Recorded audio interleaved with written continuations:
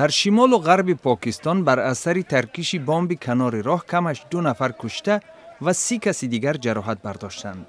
مواد ترکنده در موتورسیکل جای داده شده بود و اثنای نزدیک شدن ماشین پلیس در ناحیه 400 ولایت خیبر پختونخوا منفجر گشت. حمله زمان به وقوع پیوسته است که طالبان آتش‌بس 40 روزه با حکومت پاکستان را خاتمه بخشیدند. در افغانستان سازمان‌های غیر دولتی دعوت کردند که شمارش آوازهای انتخابات پرزیدنتی 5 اپریل به طور شفاف گذرد. نمایندگان شبکه سازمان‌های حامی جامعه شهروندی تقاضا کردند که مقامات به شکایت‌های تقلب در رایدهی رسیدگی نموده بی‌طرفی کمیسیه مستقل ناظر انتخابات را کفالت دهند. پیش بینی می شود که هفته روان نتیجه های پیشکی آوازدهی اعلام خواهند شد.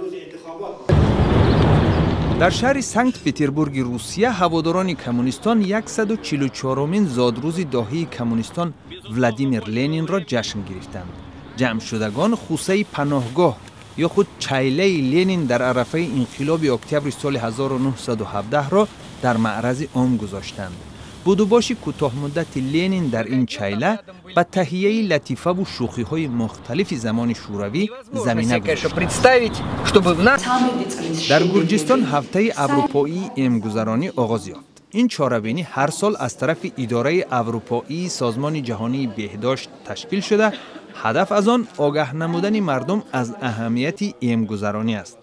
در یک نشست در شهر تبلیسی وزیر کار، بهداشت و حفظ اجتماعی گرجستان از پدران و مادران تقاضا کرد کودکانشان را به برنامه امگذرانی که از سوی حکومت سرمایه گذاری می شود شامل نمایند. در پایتخت سربیا شهر بلگراد اکادمیای زیبایی و کسمتولوژی روز زمین را به طور عجیب تجلیل نمود. اعضای این نهاد بر رهگذران پیشنهاد می کردند که تن خود را با رنگ‌های طبیعی آرا دهند.